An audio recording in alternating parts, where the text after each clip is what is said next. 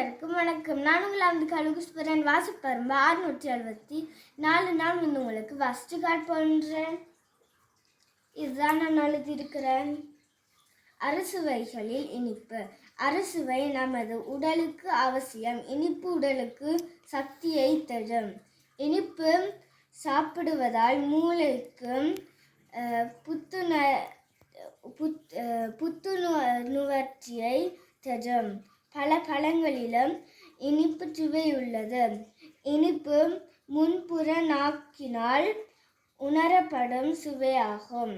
நாம் அன்றாட உணவில் ஏதோ ஒரு வகையில் இனிப்பு சாப்பிடுகிறோம். இவ்வினிப்பை அதிகமாக சாப்பிட்டால் உடற்பருமன், நீரிழிவு நோய் என்பன வரும். நாம் அளவாக சாப்பிட்டு ஆரோக்கியமாக இருப்போம். நன்றி, வணக்கம்.